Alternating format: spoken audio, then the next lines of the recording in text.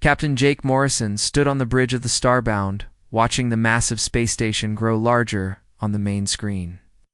Nexus Prime was huge, bigger than any city he had ever seen. Ships from dozens of different worlds moved around it, like insects around a bright light. Some were sleek and silver, others were dark and angular. A few looked like they were made of living metal that shifted and changed color as he watched. "First time seeing something like this, Captain?" asked Lisa Park, his chief engineer. She was a small woman with grease-stained hands and bright eyes that missed nothing. She had been working on starships since she was 16, and Jake trusted her more than anyone else on the ship. "First time for all of us," Jake said. "Earth has never sent a ship this far before." Ben Cole, the communications officer, looked up from his station. "The Zephyrians are sending us docking instructions. Bay 47, level 12. They say to follow the green lights." Jake nodded. The Zephyrians were the ones who had invited humanity to join the galactic community. After months of radio messages back and forth, they had finally agreed to meet in person. The Starbound carried 200 of Earth's best people, scientists, engineers, doctors, and diplomats. This meeting could change everything for humanity. "Take us in nice and slow," Jake told his pilot. "We want to make a good first impression." The Starbound moved through the space traffic with careful precision. Jake watched other ships dock at the station. Some were tiny, barely larger than a shuttle. Others were massive cargo haulers that could carry entire cities. His own ship was somewhere in the middle, large enough to cross the galaxy, but small enough to be fast and maneuverable. Dr. Amy Foster joined them on the bridge. She was the ship's medical officer, a calm woman who had volunteered for the mission because she wanted to learn about alien medicine. "Are you nervous?" she asked Jake. "A little," he admitted. "Representing all of humanity. That's a big responsibility." "Zephyrians seem friendly enough," Amy said. "Their messages have been polite. That's what worries me," muttered Matt Turner, the security chief. He was a big man with scars on his hands from years of military service. "In my experience, when someone is too polite, they're usually hiding something." Jake looked at him. "You think this is a trap?" "I think we should be careful," Matt said. "We don't know anything about these people except what they've told us. They've had weeks to prepare for our arrival." The Starbound slid into the docking bay with a soft thump. Jake felt the ship shake slightly as the docking clamps engaged. Outside the windows, he could see Zephyrian workers moving around. They were tall and thin, with pale blue skin and large eyes. They wore simple work clothes and moved with quick, efficient motions. "Atmosphere checks out," reported Carl Brooks, the environmental scientist. "We can breathe their air, but I recommend keeping the environmental suits handy just in case." "Understood," Jake said. He turned to his crew. "Remember, we're here to learn and make friends. Everyone stays professional. We want them to see the best of humanity." The airlock cycled open, and Jake stepped onto the station. The gravity was slightly lighter than Earth normal, making him feel like he could jump higher than usual. The air smelled clean but strange, with a metallic undertone that made his nose twitch. A group of Zephyrians was waiting for them. The leader was taller than the others, with intricate markings on his forehead that seemed to glow faintly. He stepped forward and bowed slightly. "Captain Morrison," he said in perfect English. "I am Ambassador Kethel. Welcome to Nexus Prime." Jake bowed back. "Thank you for inviting us. This is a historic moment for humanity." "Indeed," Kethel said. "We are eager to learn about your people. But first, you must be tired from your journey. We have prepared quarters for you and your crew. Tomorrow, we will begin the formal meetings."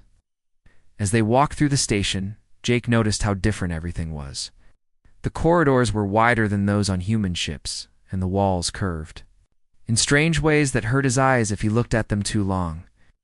The lighting was soft and blue, and he could hear a constant low humming that seemed to come from everywhere at once. "The station is beautiful," Amy said to their guide. "Thank you," Kethel replied. "It has been our home for many generations. We hope you will be comfortable here." They passed through a market area where dozens of different species were buying and selling goods. Jake saw creatures that looked like walking trees, others that seemed to be made of liquid metal, and some that were so strange he couldn't even guess what they were. The variety was overwhelming. So many different people, Lisa whispered. The galaxy is vast, Kethel said. There are thousands of intelligent species, each with their own gifts. Humanity will find its place among them. They reached the guest quarters, which were spacious and well-appointed. Jake's room had a large window that looked out at the stars. He stood there for a moment, thinking about how far they had come. Earth was just a tiny dot of light somewhere in the darkness. Captain Ben's voice came through the communicator. I'm picking up some strange readings from the ship. This might be interference from the station's systems. Keep monitoring it, Jake said. Let me know if anything changes. That night, Jake couldn't sleep. Something felt wrong, but he couldn't put his finger on what it was. The Zephyrians had been polite and welcoming, but there was something in their eyes that made him uneasy. Matt's warning echoed in his mind. In the morning, they would begin the negotiations that could bring humanity into the galactic community. But first, they had to survive the night.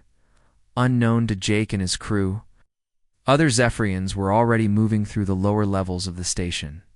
They carried small devices that looked like harmless maintenance tools. Their leader, High Commander Vexstar, watched from a hidden control room as his agents prepared to plant the devices that would doom the human ship. Are you certain this will work? Asked one of his subordinates. The humans are primitive, Vexstar said.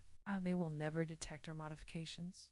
By the time they realize what has happened, they will be stranded on Keth 9, and the galaxy will be safe from their influence. He turned to watch the human ship through the security cameras. Soon the Starbound would carry its crew to their doom, and humanity would become nothing more than a cautionary tale.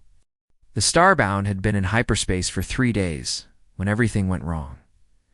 Jake was in his quarters reviewing the diplomatic agreements when the ship lurched violently, red lights flashed, and the emergency alarms screamed through the corridors. He grabbed his uniform jacket and ran toward the bridge as the ship shook again, throwing him against the wall. Report, he shouted as he burst onto the bridge. Lisa Park was bent over her engineering console, her face pale. Multiple system failures, Captain. The hyperspace drive is fluctuating. Power conduits are overloading throughout the ship. Can you stabilize it?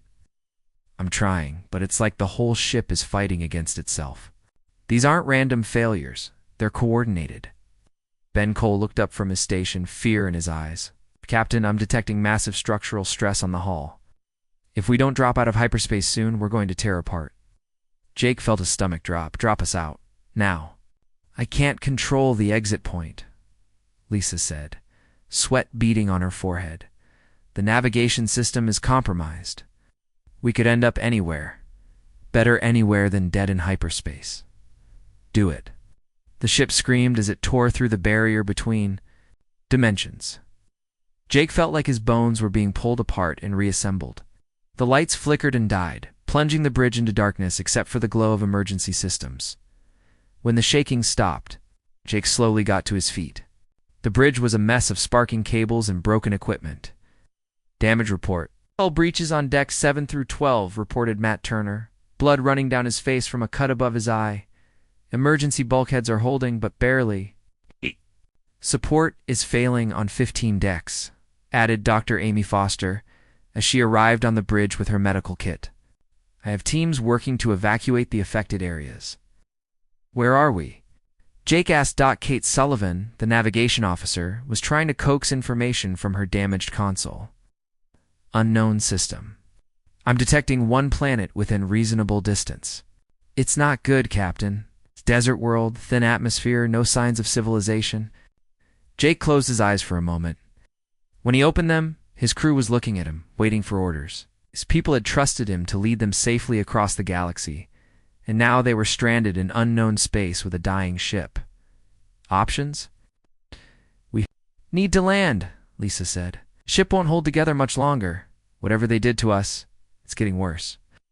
Systems are failing faster than we can repair them. The planet. Carl Brooks had been running atmospheric scans. Breathable air, but barely. High radiation levels, extreme temperature swings, frequent dust storms that could strip the skin off your bones. It's not a place humans are meant to live. How long can we survive there? With the ship's resources? Maybe 6 months? Without them? Carl shrugged. Weeks. Jake made the hardest decision of his life. Prepare for emergency landing. All hands brace for impact. The Starbound fell toward the planet like a wounded bird. Lisa managed to fire the emergency thrusters at the last second, but it wasn't enough. The ship hit the desert surface at tremendous speed, carving a deep furrow in the sand before finally coming to rest. Against a rocky OTCROP, Jake woke up in the medical bay with a splitting headache. Dr. Foster was moving between beds, treating the injured. "How many?" he asked. 37 dead, she said quietly. 62 seriously injured. We were lucky it wasn't worse. Jake forced himself to sit up despite the pain. The ship? Go see for yourself. Outside, the Starbound was a wreck. The hull was cracked open in several places, revealing the twisted metal and melted circuits inside. The front section was completely destroyed. Sand was already blowing through the gaps, covering everything in a fine orange dust. Lisa approached him, her engineering uniform torn and dirty. "I've been checking the damage. The hyperspace drive is completely destroyed. Even if we had a full repair facility, it would take years to fix." "What about communications?" Ben Cole shook his head. "The communications array was sabotaged before we left the station. I found the devices this morning's sophisticated work. Someone wanted to make sure we couldn't call for help." The pieces fell into place in Jake's mind. The Zephyrians. Yes. "To be," Matt said. "They had access to our ship. They knew our systems." Jake felt anger burning in his chest, but he pushed it down. Anger wouldn't save his crew. "What do we have to work with?" "The manufacturing bay is intact," Lisa reported. "Most of our tools survived. We have raw materials from the cargo holds. The reactor is damaged but functional. Food supplies? 8 months, if we're careful," said Amy. "Less if people are doing heavy work." "Water? That's our biggest problem," Carl said. "The recycling systems are damaged. I'm detecting underground water sources, but they're deep. We need to dig." Jake looked around at his crew. They were bruised, scared, and stranded on a world that wanted to kill them. But they were still alive, and they were still looking to him for leadership. "Listen up, everyone," he called out, gathering the survivors around him. "I know this looks bad. I know you're scared. Hell, I'm terrified. But we're not dead yet, and as long as we're breathing, we keep fighting." He pointed to the wreckage of their ship. "Zephyrians thought they were sending us to die. They wanted humanity to disappear quietly with no witnesses. Well, they made one mistake." "What's that?" asked someone from the crowd. Jake smiled grimly. "They underestimated what humans can do when they have their backs against the wall. We're going to survive. We're going to get off this rock. When we do, we're going to make sure the galaxy knows exactly what happened here." The wind picked up, blowing sand across the crash site. In the distance, Jake could see storm clouds gathering. The planet was already trying to kill them, but humans were very hard to kill. 3 weeks after the crash, Jake stood in what used to be the ship's main cargo bay. Oh, it looked like the biggest junkyard in the galaxy. His crew had torn apart every system that wasn't keeping them alive, sorting the pieces into careful piles, metal here, electronics there, power cells in a separate corner. "Tell me we're making progress," he said to Lisa Park. Lisa wiped sweat from her forehead, leaving a streak of grease behind. "More than I expected, honestly. The sabotage. Devices were built with Zephyrian technology. When I took them apart, I found some interesting things." She held up a small crystal that glowed with soft blue light. "This is their version of a computer processor. It's about 100 times more powerful than anything we have on Earth, and there are 12 of them scattered through the sabotage devices." Jake examined the crystal. It was warm to the touch and seemed to pulse with its own inner life. "Can we use them?" "That's what I'm trying to figure out. Their programming language is completely different from ours, but the basic principles are the same. If I can crack their code, we might be able to integrate these into our own systems." Across the bay, Matt Turner was organizing salvage teams. The security chief had adapted quickly to their new situation, turning his soldiers into scavengers and miners. "Captain," he called out, "you need to see what we found in the northern caves." Jake followed Matt outside into the blazing heat of Kethneen's afternoon sun. The temperature was over 50 degrees Celsius, hot enough to cook a human if they stayed exposed too long. Everyone wore protective suits that Lisa had cobbled together. From ship materials and fabric from the emergency supplies, the caves were a 20-minute walk through the rocky terrain. The ground was covered with strange orange, sand that seemed to shift and move even when there was no wind. Carl Brooks had warned everyone to stay on the marked paths after discovering that some areas of sand were actually pools of liquid that could swallow a person whole. Inside the caves, the temperature dropped to something almost bearable. Led Jake deeper into the tunnels, their helmet lights cutting through the darkness. The walls were covered with veins of some kind of mineral that sparkled like diamonds. "Look at this," Matt said, stopping at a large chamber. Jake's breath caught in his throat. The chamber walls were covered with crystals that gave off their own light. Some were as small as his thumb, others as large as his whole body. They ranged in color from deep red to brilliant white, and they all hummed with energy. "Carl says there's some kind of natural energy storage system," Matt explained. "The planet's core generates massive electrical fields, and these crystals collect and store the energy. Some of them have been charging for thousands of years. How much power are we talking about? Enough to run our entire ship for months, maybe years." Jake stared at the crystal formations. "The Zephyrians sent us here to die, but they accidentally dropped us on top of a gold mine. Back at the ship, Dr. Amy Foster was making discoveries of her own. She had set up a makeshift laboratory in one of the intact compartments and was studying the local plant life. Most of the planet was desert, but there were patches of strange vegetation that seemed to thrive in the harsh conditions. She said when Jake found her bent over a microscope, 'You're not going to believe what I've found.' She gestured to a collection of samples on her work table. The plants looked nothing like anything from Earth. Some were twisted and black, others were translucent and seemed to glow from within. 'This one here,' she said, pointing to a purple moss-like growth, 'produces a compound that's better than any painkiller we have. This vine makes a natural antibiotic that's effective against infections our medicines can't touch. And this fungus,' she held up a sample that looked like orange coral, 'actually helps human cells repair radiation damage. The planet is trying. To heal us? Not exactly. But evolution here has produced some amazing chemistry. If I can synthesize these compounds, I can extend our survival time significantly, maybe even improve our health beyond normal human levels.'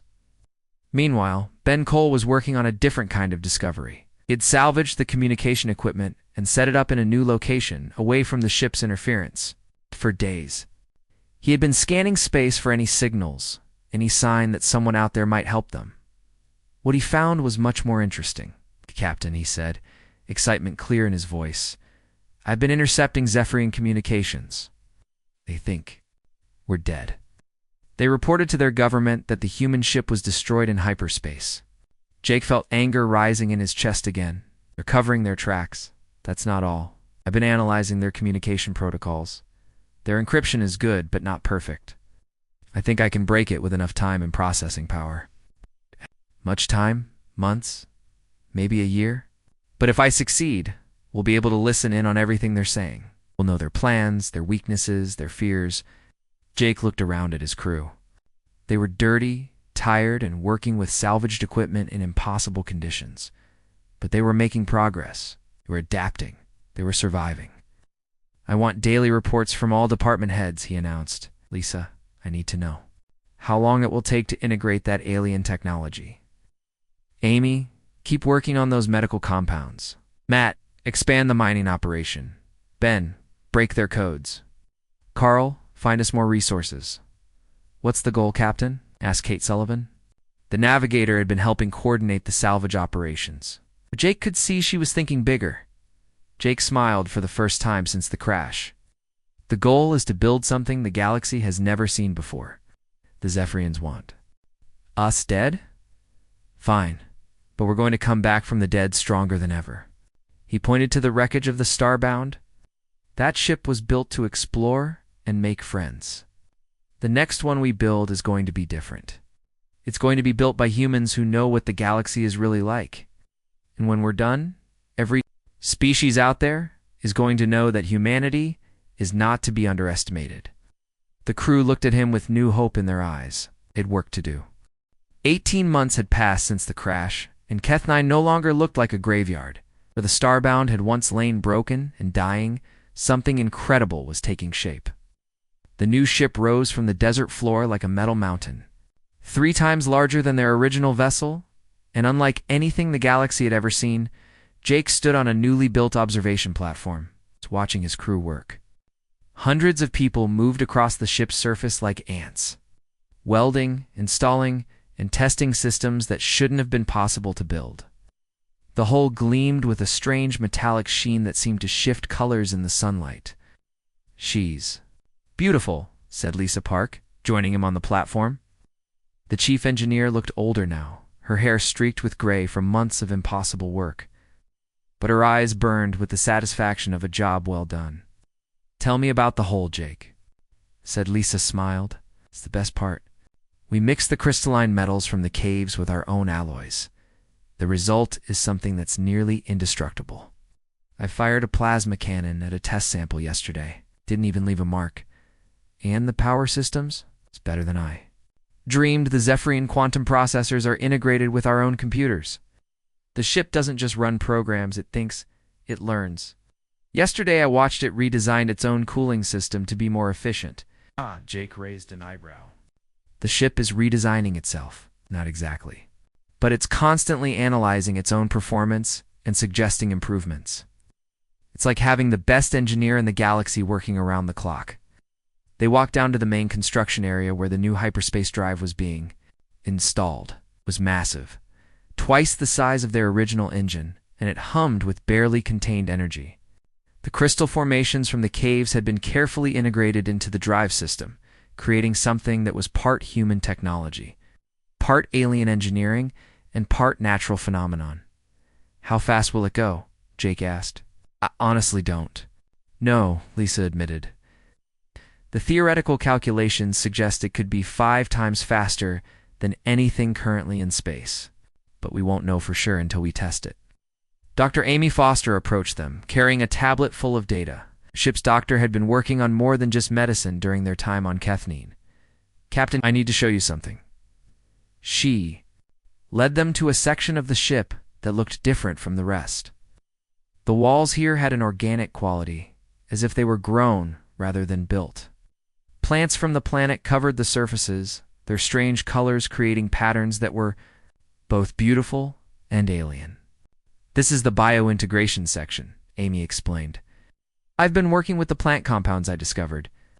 Some of them can actually interface with our technology. They make the ship's systems more efficient and help repair damage automatically." "The ship can heal itself?"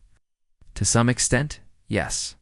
If we take damage, these biological components will work to seal breaches and reroute power. It's not perfect, but it gives us capabilities that purely mechanical systems can't match."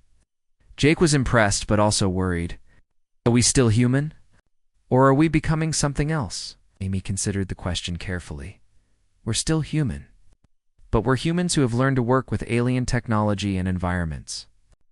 We're adapting." Ben Cole's voice crackled over the communication system.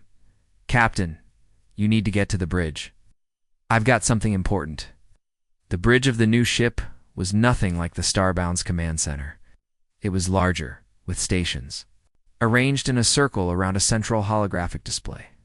The walls were covered with screens showing data streams, star charts, and tactical information.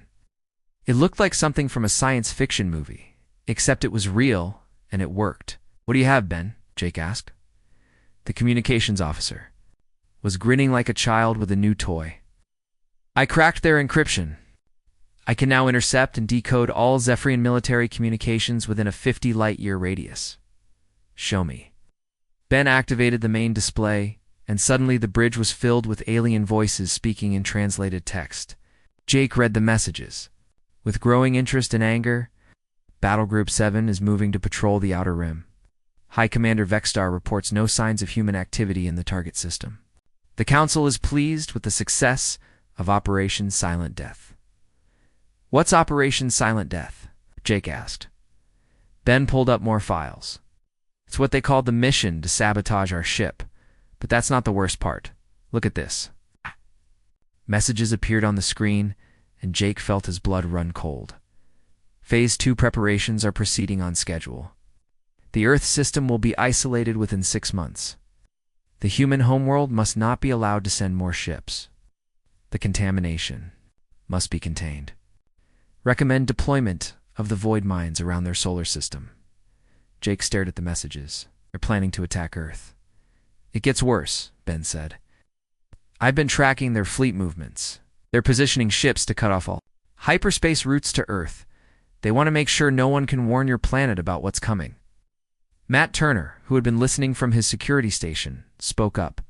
How long do we have? Based on their communications, maybe for months? Before they complete the blockade, 6 months before they start the actual attack. Jake felt the weight of responsibility settling on his shoulders. It wasn't just about his crew anymore. Earth itself was in danger, and they were the only ones who knew about it. Options, he asked. Lisa checked her engineering reports. Ship isn't finished, but she's spaceworthy. We could leave now if we had to. Weapons systems? Matt grinned. Oh, we have weapons. Been very creative with the crystal energy systems. This ship could take on a Zephyrian battle cruiser and win. Just one? Well, let's find out. Jake looked around at his crew. They had come so far from the desperate survivors who crashed on this planet. They had built something incredible. Something that could change the balance of power in the galaxy. Get me a communication channel to Earth, he ordered. Sir, it will take months for a message to reach them through normal space, Ben said. Then we'll have to deliver it in person. How soon can we launch? Lisa consulted her checklist. Give me 3 days to finish the final systems checks. You have 2 days. Earth is counting on us, and we're not going to let humanity down again. The Phoenix Rising was about to be born. The Phoenix Rising dropped out of hyperspace above the Zephyrian homeworld like a thunderbolt from an angry god. Every sensor on the planet screamed warnings as the massive ship appeared where no ship should be able to appear. The Zephyrian defense networks, built to detect any approaching vessel from light years away, had detected nothing until the human ship was already there. Jake stood on the bridge, watching the planet grow larger on the main screen. Zeph Prime was beautiful, covered in silver cities that gleamed like jewels against the blue-green landscape. Orbital stations surrounded the world like a crown, and ships moved between them in careful patterns. It was the heart of Zephyrian civilization, and no enemy had ever come this close to it. They're scanning us, reported Ben Cole from his communication station. I'm picking up dozens of different sensor sweeps. They have no idea what we are. Good, Jake said. Let them wonder. Kate, take us into high orbit. Nice and slow. I want them to get a good look at us. The Phoenix Rising moved through space with fluid grace despite its enormous size. The ship was over 2 kilometers long and bristled with equipment that no Zephyrian had ever seen before. The hull shifted colors as they watched, cycling through deep blues and silver that seemed to ripple like water. Captain Matt Turner said, From his tactical station, I'm reading massive energy spikes from the planet's surface. They're powering up their defense systems. Let them, Jake replied. We're not here to start a fight. We're here to finish one. The first Zephyrian ships appeared within minutes. They were sleek vessels, built for speed and elegance, with the curved lines that marked all Zephyrian technology. 3 destroyers took position around the Phoenix Rising, their weapons trained on the human ship. Alien vessel, came a transmission in heavily accented English. You are in violation of Zephyrian space. Identify yourself immediately, or you will be destroyed. Jake smiled grimly. Ben, open a channel to the entire Zephyrian fleet. I want everyone to hear this. Channel open, Captain. This is Captain Jake Morrison of the human vessel Phoenix Rising. You tried to kill us. You sabotaged our ship and left us to die on a dead world. But we didn't die. We survived. We learned. We built something better. It was silence from the Zephyrian ships. Jake could imagine the confusion and fear spreading through their crews. You're supposed to be dead, came a new voice, older and more authoritative. The human ship was destroyed. I know that voice, Ben whispered. It's High Commander Vexstar. I'm the lead battlecruiser. Hello, Vexstar, Jake said. Disappointed to hear from us? Sorry to ruin your plans. More ships appeared, surrounding the Phoenix Rising. Within an hour, the entire Zephyrian home fleet was arrayed against them. Dozens of warships, from fast patrol boats to massive dreadnoughts, all with their weapons pointed at the lone human vessel. You are outnumbered 100 to 1, Vexstar transmitted. Surrender now, and your deaths will be quick. Funny thing about numbers, Jake replied. They don't mean much when you have better technology. Lisa, show them what we can do. The Phoenix Rising's hull began to glow with soft blue light. Energy patterns raced across its surface like lightning trapped in metal. The ship's quantum processors, inherited from Zephyrian sabotage devices and improved by human ingenuity, reached out across space. Every Zephyrian ship in the fleet suddenly went dark, their weapons powered down. Their engines stopped, their life support systems switched to emergency power. The proud warships of the Zephyrian home fleet hung in space like dead hulks, completely helpless. How? Vexstar's voice crackled over the communication channel, now running on backup power. You taught us your technology when you tried to kill us, Jake explained. We learned how your systems work. We improved on them. Your ships are built around quantum processors, just like the ones you planted on our ship. We can shut them down whenever we want. The silence from the Zephyrian fleet was deafening. But we're not here for conquest, Jake continued. We're here to talk. I'm going to restore power to your ships now. Don't make me take it away again. One by one, the Zephyrian vessels came back to life, but none of them moved to attack. The demonstration had been too complete, too overwhelming. The humans had just neutralized the entire home fleet without firing a shot. This is impossible, Vexstar said. You're a primitive species. You shouldn't have this kind of technology. We're human, Jake replied. We adapt. We improvise. We overcome. You tried to trap us in hell, but we turned hell into a forge and made ourselves stronger. What do you want? Jake leaned forward in his command chair. First, you're going to recall all your ships that are moving toward Earth. Second, you're going to send a formal apology to the human government. Third, you're going to pay compensation for the 37 crew members you murdered. And if we refuse, then we go to Earth, tell them what you did, and let human ingenuity loose on the problem of dealing with the Zephyrian threat. Trust me, you don't want that. Jake gestured to Ben, who activated a new display on the main screen. It showed star charts with the positions of Zephyrian military units throughout the galaxy. We've been listening to your communications for months, Jake said. We know where all your ships are. We know your military codes. We know your weaknesses. Right now, you think you're the dominant power in this region of space? But technology changes everything. He stood up, his image being transmitted to every ship in the fleet. The galaxy just got a new player. Humanity is no longer a species that can be pushed around or eliminated quietly. We're survivors. We're builders. And we're very, very good at making friends and enemies. The communication channel crackled with frantic Zephyrian voices as commanders tried to understand what had just happened.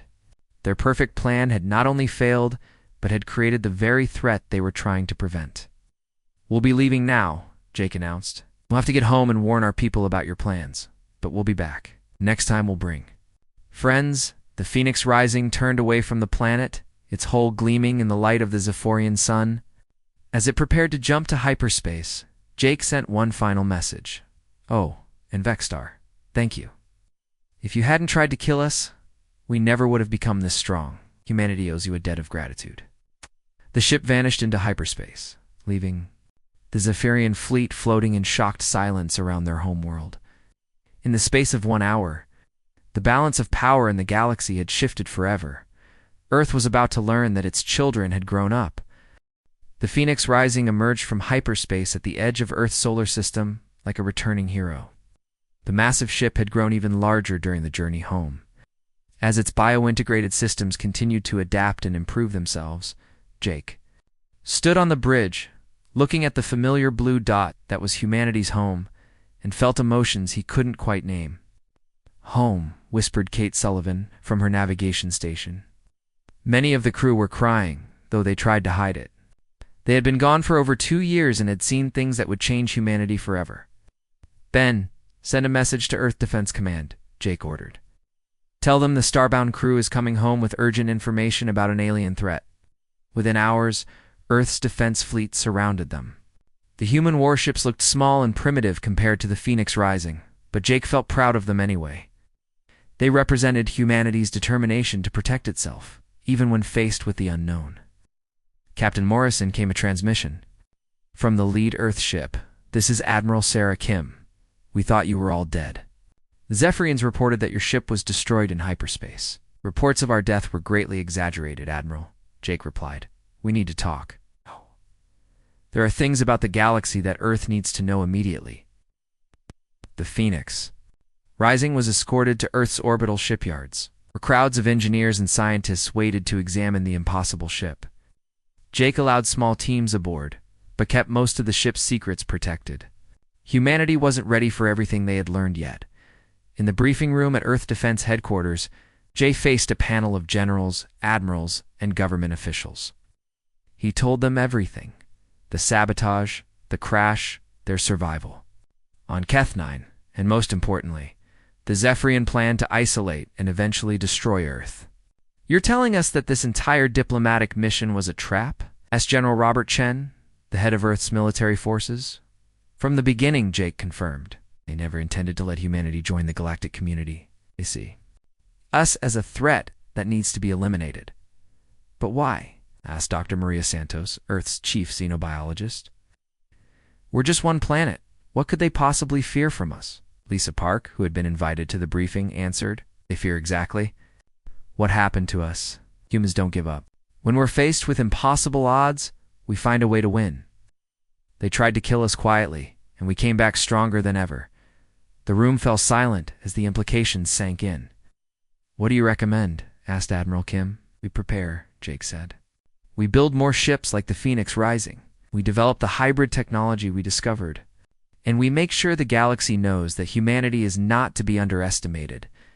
Over the following months, Earth transformed itself. Using the technology and knowledge brought back by the Phoenix Rising crew, human engineers began building a new generation of ships.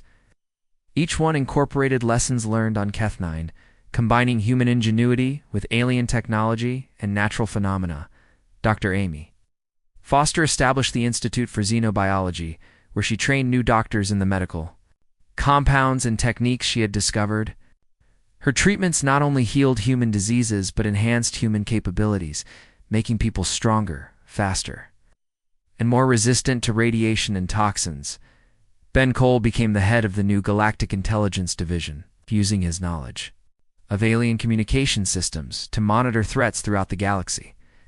His teams intercepted messages from dozens of different species, building a picture of galactic politics that no human had ever seen before. Matt Turner trained a new generation of Space Marines, soldiers who understood that the galaxy was a dangerous place where humanity would need to fight for its survival. His training programs pushed human, physical, and mental capabilities to their limits and beyond. But the most important change was in how humanity saw itself. The story of the Phoenix Rising spread across Earth like wildfire. Humans learned that they had been targeted for extinction and had not only survived but triumphed. The knowledge changed everything. "We're not alone in the universe," Jake said in a speech broadcast to the entire planet. "But we've learned that not all aliens are friendly. Some see us as a threat. Some want us dead." But they made one critical mistake. He paused, looking directly into the camera. They underestimated what humans can do when they have their backs against the wall. They gave us their technology and a reason to use it. They forged us in fire and made us stronger. The response from the galaxy was swift and varied.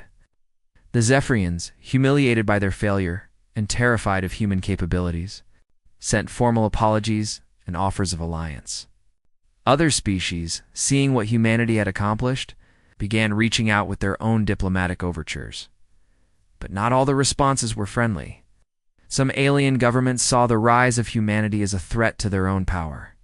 They began forming alliances against Earth, planning their own attacks.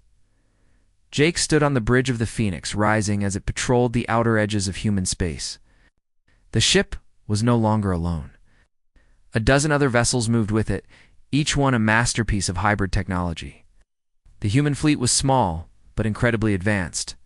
Captain Ben reported from his station. I'm detecting unusual movement in the Andromeda sector. 3 different alien fleets are converging there. Hostile. Unknown, but their communications suggest they're planning something big. Jake smiled grimly. Let them plan. Humanity was ready for whatever the galaxy could throw at them. Set course. For the fleet rendezvous point, he ordered. It's time to remind the galaxy why they should have left us alone. The Phoenix Rising turned toward the stars, its hull gleaming with power and purpose. Behind it, Earth continued to build and prepare. Humanity had learned that the universe was a dangerous place, but they had also learned something else. Were very good at being dangerous themselves. The galaxy would never be the same. Humanity had arrived, forged by adversity, into something stronger than anyone had imagined. They were no longer the primitive species that had sent out a single exploration ship. They were survivors, builders, and warriors, and they were just. Getting started, the Phoenix Rising disappeared into hyperspace, carrying its crew toward whatever challenges awaited them. Behind them, Earth's shipyards worked around the clock, building the fleet that would carry humanity to its destiny among ... The stars, the age of human expansion had begun.